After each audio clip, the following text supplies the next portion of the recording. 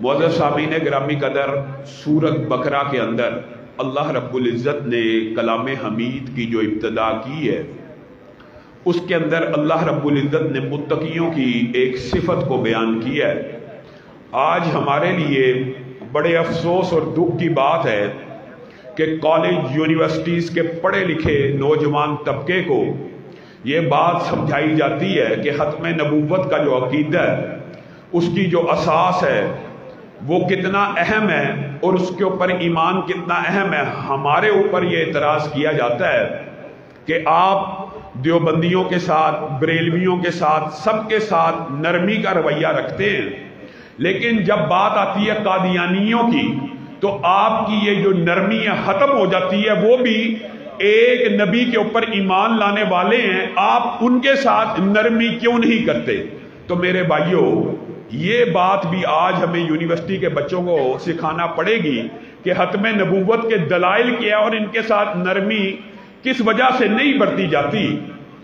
सूरत बकरा ही में कुरान पाक की इब्तिदा के अंदर मुत्तकियों की एक सिफत बयान हुई, वल्लज़ीना युमिनूना बिमा उनज़िला इलैक, और वो ईमान लेके आते हैं किसके ऊपर? प्यारे हबीब सल्लल्लाहु अलैहि वसल्लम, जो चीज आपके ऊपर नादिल हुई। वल्लज़ीना युमिनूना बिमा उनज़िला इलैक व मा उनज़िला मिन क़ब्लिक व मा उनज़िला मिन क़ब्लिक। कुरान पाक का ये असलूब अगर समझ आ जाए तो ख़त्म नबुव्वत की इसके बाद किसी भी दलील की ज़रूरत नहीं है। पूरा कुरान पाक उठाइए, पूरा कुरान पाक। मुत्तकियों की ये सिफत तो बयान हुई कि जो चीज़ आपके ऊपर नादिल हुई उसके ऊपर ईमान लेके आते हैं, और जो चीज़ आपसे पहले नादिल हुई, और अगर आपके बाद भी कोई चीज़ नादिल होना होती तो यहां पे क्या लिखा जाता? मिन बादिक, आपके बाद भी जो नाजिल होगी उसके ऊपर भी ईमान लेके आए। लेकिन क्या कहा? मिन क़ब्लिक के बाद व बिल आखिरति हुम यूकिनून, आपसे पहले नाजिल होने वाली वही का भी इकरार करते हैं और आपके ऊपर नाजिल होने वाली वही का भी इकरार करते हैं, और उसके बाद व बिल आखिरति हुम यूकिनून, क़यामत तो कायम हो सकती है, कोई नबी नहीं आ सकता। ये कुरान पाक का असलूब, कुरान पाक के तालिब इल्म तो इस बात को समझते हैं कि जहां जहां भी नबी की गुंजाइश मौजूद थी, इब्राहिम का वाक़या पढ़े, मेरे औलाद में से नबी भेज। नूह का वाक़या पढ़े, उनकी ज़ुर्रियत में नबियों का जिक्र मौजूद है। हत्ता कि ईसा का जिक्र पढ़े, व मुबश्शिरम बिरसूलिन याती मिन बाद इस्मुहु अहमद, मेरे बाद एक रसूल आएगा, उसका नाम ये होगा सल्लल्लाहु अलैहि वसल्लम।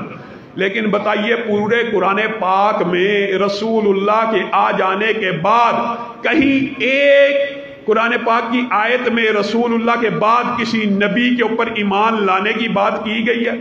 सिर्फ कबल का जिक्र तो मौजूद है, बाद का जिक्र मौजूद नहीं है। और आप हैरान रह जाएंगे कि बाद में नबी की गुंजाइश तो दूर की बात है, रसूलुल्लाह सल्लल्लाहु अलैहि वसल्लम ने जुज़ियात नबूवत को भी, नबी होना, नबूवत को बयान करना, या बाद में कोई नबी आता उसका जिक्र कुरान पाक में या रसूलुल्लाह तो फरमा देते, लेकिन नबी तो बड़ी दूर की बात है। नबूवत का एक 46वां जुज भी रसूलुल्लाह बता के गए हैं उम्मत को कि क़यामत तक नबूवत का एक 46वां जुज इस उम्मत में रहेगा। वो जुज क्या है?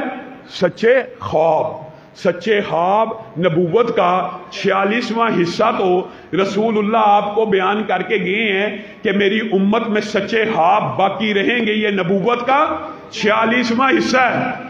46वां हिस्सा तो बयान कर दिया, लेकिन जो नबी आना था वो बयान नहीं किया, जो नबूवत आनी थी वो बयान नहीं की, जो वही आनी थी वो बयान नहीं की। मा काना मुहम्मदुन अबा अहदिम मिर रिजालिकुम वलाकिन रसूलुल्लाहि व खातमन नबिय्यीन। यहां पर आपने गौर करना है कि इस आयत के एक टुकड़े में रसूलुल्लाह को एक खबर दी गई और दूसरे आयत के टुकड़े में रसूलुल्लाह को एक फजीलत दी गई। मा काना मुहम्मदुन अबा अहदिम मिर रिजालिकुम, ये जब अल्लाह ने آیت کا ٹکڑا نازل کیا تو رسول اللہ کو بھی سمجھ آ گئی اور قرآن کے طالب علموں کو بھی سمجھ آ گئی کہ رسول اللہ صلی اللہ علیہ وسلم کا کوئی بیٹا بھی مرد نہیں بنے گا، کوئی بیٹا بھی بلوغت تک نہیں پہنچے گا، رسول اللہ کسی مرد کے باپ نہیں بنیں گے۔ ما کان محمد ابا احد من رجالکم، بیٹوں کے باپ بنیں گے لیکن کوئی بیٹا بلوغت تک نہیں پہنچے گا۔ اور یہ خبر غم ہے رسول اللہ صلی اللہ علیہ وسلم کے لیے بھی یہ خبر بظاہر ایک خبر غم ہے، لیکن ساتھ ہی اللہ رب العزت نے آیت کا دوسرا ٹکڑا نازل کر کے نہ صرف رسول اللہ کے زخموں کے اوپر مرہم کو رکھا بلکہ رہتی دنیا کے لیے ایک اصول بیان کر دیا، وَلَٰكِن رَّسُولَ اللَّهِ وَخَاتَمَ النَّبِيِّينَ، اگرچہ آپ مردوں میں سے کسی کے باپ نہیں ہوں گے لیکن آپ کے سر کے اوپر ختم نبوت کا تاج رکھ دیا جائے گا، قیامت تو قائم ہو جائے گی، آپ کے بعد نبی نہیں آئے گا، آپ کے بعد نبی نہیں آئے گا۔ قُلْ يَا أَيُّهَا النَّاسُ إِنِّي رَسُولُ اللَّهِ إِلَيْكُمْ جَمِيعًا، یہ آیت اس کا ترجمہ ابھی بھی ہمیں دلائل دینے کی ضرورت ہے۔ رسول آئے لِكُلِّ قَوْمٍ ہاد، ہر قوم کے اوپر ہر زبان والے کے لیے الگ الگ، ہر کنبے قبیلے گروہ کے لیے رسول آئے، لیکن اللہ صلی اللہ علیہ وسلم کرتے ہیں۔ رسول اللہ نے خاتم النبیین کی کیا ٹرانسلیشن اور تفسیر کی ہے؟ انا خاتم النبیین لا نبی بعدی، میرے بعد نبی کوئی نہیں۔ ایک ٹرانسلیشن اور تشریح قادیانی کرتے ہیں، وہ کہتے ہیں خاتم النبیین کی ٹرانسلیشن یہ ہے، خاتم مہر کو وہ کہتے ہیں کہ خاتم کا ایک ترجمہ مہر بھی ہے، اور نبیین کے ساتھ ملا کے وہ کہتے ہیں یہ نبی تراش مہر ہے، یعنی رسول اللہ نبیوں کو تراشتے ہیں۔ رسول اللہ کی یہ صفت مہر ایسی جو نبی تراشے۔ قادیانیوں نے اس آیت کے ترجمے میں یہ تحریف کی ہے کہ یہ نبی تراش مہر ہے۔ بالفرض آپ نے یہ دلیل یاد رکھنی ہے، قیامت تو قائم ہو سکتی ہے، دنیا کا کوئی قادیانی اس دلیل کا رد نہیں کر سکتا، آپ نے اس دلیل کو یاد رکھنا ہے۔ یہاں پر خاتم النبیین جو قرآن پاک میں آیا ہے، یہاں پہ جو نبی کا صیغہ ہے یہ واحد ہے کہ جمع، واحد ہے کہ جمع، اور عربی میں جمع کم از کم کتنے افراد کے لیے استعمال ہوتی ہے؟ 3 کے لیے۔ اردو میں تو 2 کو بھی جمع کہتے ہیں، عربی میں 2 کے لیے الگ ڈائی موجود ہے جس کو ہم تثنیہ کہتے ہیں۔ عربی میں جمع کم از کم کس سے شروع ہوتی ہے؟ اگر بالفرض قادیانیوں کی ٹرانسلیشن مان لی جائے، آپ نے قادیانیوں سے کوئی وزن بنتا ہے۔ اور ایک بات آپ حیران رہ جائیں گے، رسول اللہ صلی اللہ علیہ وسلم نے جہاں کہیں بھی اشکال بھی پیدا ہونے کی گنجائش موجود تھی، اشکال یعنی مغالطہ لگ سکتا تھا کہ نبوت کی گنجائش موجود ہے، جیسے حضرت علی کا واقعہ، سارے کا سارا وقت تھوڑا آپ کے سامنے مختصراً رکھتا ہوں۔ حضرت علی ایک غزوے میں رسول اللہ نے امیر بنا دیا مدینہ کا اور خود جنگ پہ چلے گئے۔ لوگوں نے کہا ہاں گرمی بڑی ہے، ہاں جنگ ہے، بہادروں کا کام ہے، تو حضرت علی نے رسول اللہ کے پاس شکوہ لے کے پہنچ گئے، اے اللہ کے رسول، لوگ مجھے طرح طرح کی باتیں کرتے ہیں کہ جنگ ہے، گرمی ہے، میری بہادری کیا بدر و احد میں مانی نہیں گئی؟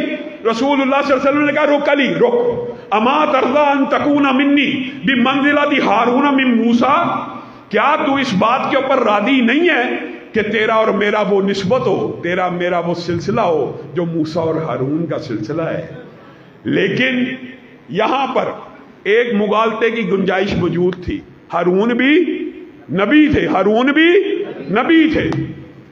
یہاں پہ رسول اللہ نے اتنا بڑا اعزاز دینے کے بعد بھی وضاحت کر دی الا انہ لا نبی بعدی، علی لیکن ایک بات یاد رکھی، تیری میری نسبت موسیٰ اور ہارون جیسی تو ہے لیکن میرے بعد نبی نہیں آئے گا۔ جہاں پہ اشکال، جہاں پہ ہلکی سی بھی وہم کا بھی اندیشہ تھا، رسول اللہ صلی اللہ علیہ وسلم نے اسے دور کر دیا۔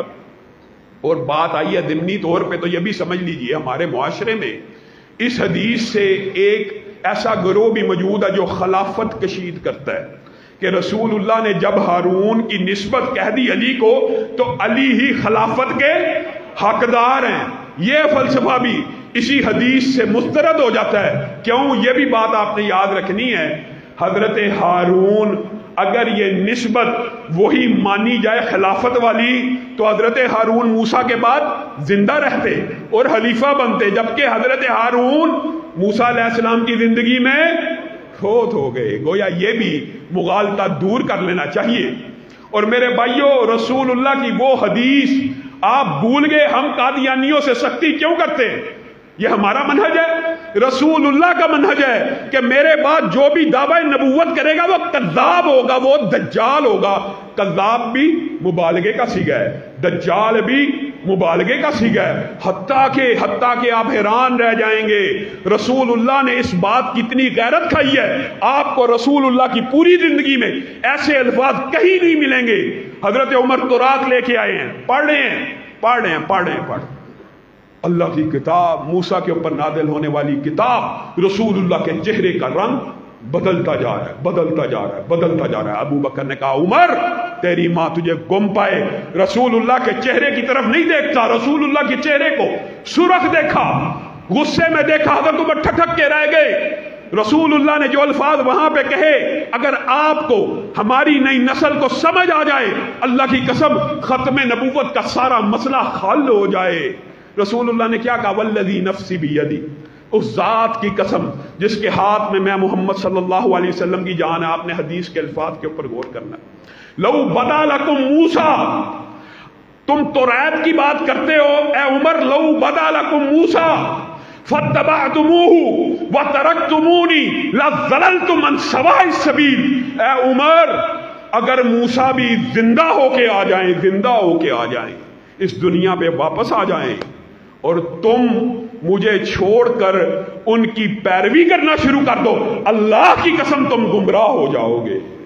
بتاؤ، جس نبی کے سامنے موسیٰ کی نبوت نہیں چل سکتی، جس نبی کے آ جانے کے بعد موسیٰ، اور یہ بات رسول اللہ نے یہاں تک نہیں کی، کیا کہا؟ لو کان موسیٰ حیا وادرک نبوتی فاتبعنی۔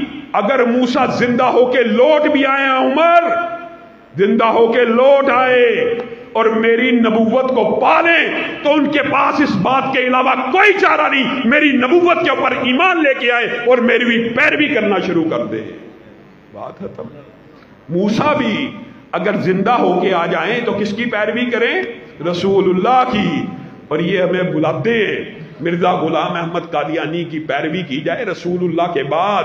آپ حیران رہ جائیں گے کہ آج تک جنہوں نے بھی نبوت کا دعویٰ کیا وہ ایول جینیس تھے، بریلینٹ تھے، ذہین تھے، لیکن یہ مرزا غلام احمد قادیانی غبی ہے، بے وقوف ہے، اس کو بھی یہاں سے امتی میسر آگے صرف اور صرف گوروں کی پشت پناہی کی وجہ سے۔ اس نے خود لکھا کہ میں نے گوروں کی حمایت میں اور جہاد کی مخالفت میں اتنی کتابیں لکھی ہیں کہ لائبریری بھر جائے، الماریاں بھر جائیں۔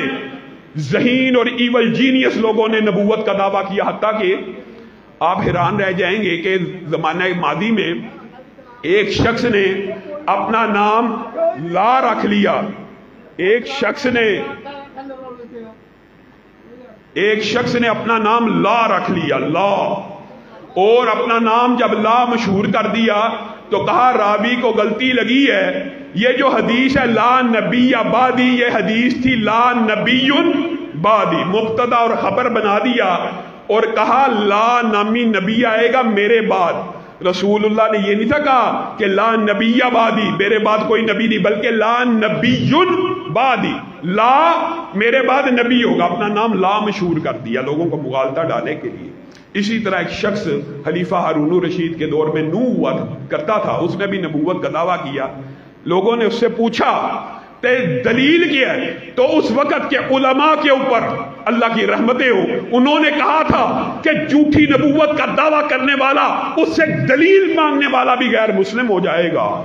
لیکن اس سے جب پوچھا گیا تو کیا تیرا مقدمہ، کہا جو قرآن پاک میں اللہ نے کہا نا کہ نوح کی 50 سالہ عمر کم تھی 1000 برس میں سے میں وہ 50 سال پورے کرنے کے لیے آ گئی۔ یہ ایول جینیس لوگ تھے، لیکن یہ غلام احمد قادیانی ایسا غبی ہے، خود اپنے بارے میں لکھتا، اپنے بارے میں کہ میں بچپن میں ایک جیب میں مٹی کا ڈھیلا رکھا، خود اپنے بارے میں لکھ رہا ہے۔ اور گستاخ ایسا ہے کہا میری سیر ہر وقت کربلا میں ہے، لاکھوں حسین میری جیب میں پھرتے ہیں، تم مردہ علی کی بات کرتے ہو، تمہارے سامنے زندہ علی موجود ہے۔ سیدہ فاطمہ نے معاذ اللہ اس خبیث نے ایسی جسارت کی ہے، کہا سیدہ فاطمہ نے مجھے اپنے پاس لٹایا اور اپنا سب کچھ دکھا دیا معاذ اللہ، اور پھر کہتا ہے رسول اللہ کبھی ذلی، کبھی بروزی، کبھی تشریح، یہ اپنے بارے میں کہتا ہے کہ محمد نعوذ باللہ جس نے دیکھنے ہو اکمل، غلام احمد کو دیکھے قادیاں میں۔ بتائیے رسول اللہ صلی اللہ علیہ وسلم کی بھی توہین کی ہے۔ ان لوگوں کے ساتھ نرمی برتی جائے، شریعت کا یہ فیصلہ ہے، اجماع صحابہ ہے۔ آپ نے مرتدین کے حوالے سے اجماع کا ذکر سنا، منکرین زکوٰۃ کے حوالے سے اجماع کا ذکر صحابہ کی زندگی میں سنا، لیکن شاید آپ کے علم میں نہ ہو کہ سب سے پہلا اجماع صحابہ کا جس موقع کے اوپر ہوا، جس موضوع کے اوپر ہوا، وہ ختم نبوت تھا۔ اور انہوں نے یہ اجماع کیا تھا کہ ختم نبوت کا ایک ایسا سینسٹیو مسئلہ ہے کہ جو دعوی نبوت کرے صرف اس کو تحقیق نہیں کیا جائے گا، بلکہ جو دعوی نبوت کو مانے گا اس کی گردن کو بھی تن سے جدا کیا جائے گا۔ 40,000 کے لشکر سے ٹکرائے، 28,000 کو تحقیق کیا۔ یمامہ کی جنگ اس بات کی شاہد ہے کہ پوری رسول اللہ کی زندگی میں اتنے صحابہ شہید نہیں ہوئے جتنی اکیلی جنگ میں 1200 سے زائد صحابہ نے اپنی جانوں کی قربانی دی۔ کس کی حفاظت کے لیے؟ ختم نبوت کی حفاظت کے لیے۔ لیکن میرے بھائیو یہ بات بھی سمجھنے کی ضرورت ہے، یہ جو تحقیق کرنے کا فلسفہ ہے، یہ جو گردن کاٹنے کا فلسفہ ہے جھوٹے نبی کا اور جھوٹے نبی کے امتیوں کا، یہ کام آپ نے اور میں نے نہیں کرنا۔ کس نے کرنا ہے؟ اسلامی ریاست کا یہ فریضہ ہے۔ اس لیے ہماری تلہی ہے، ہم قادیانیوں کو اقلیت نہیں مان سکتے۔ ایک پیپسی کی بوتل ہو، ایک عام پیپسی کی بوتل ہے، اگر کوئی جیلی بنانا شروع کر دے حکومت اس کو پکڑتی ہے۔ یہ اپنے آپ کو مسلمان کہیں، حکومت ان کو کچھ نہ کہے۔ ہمارا حکمرانوں سے یہ مطالبہ ہے کہ اسلامی شریعت کا جو فیصلہ ہے، یا تو مرتدوں کو جلا وطن کیا جائے، یا ختم نبوت کا انکار کرنے والے اور دوسرے نبی کے اوپر ایمان لانے والوں کو تحقیق کیا جائے۔ میں نے اور آپ نے نہیں کرنا۔ کس نے کرنا ہے؟ اسلامی ریاست نے کرنا ہے، یہ ان کی ذمہ داری ہے۔ اقلیتوں کے حقوق کے ہم قائل ہیں، اقلیتوں کے حقوق کے ہم قائل ہیں، لیکن قادیانیوں کو ہم اقلیت نہیں سمجھتے، نہ یہ حق دینے کے لیے تیار ہیں۔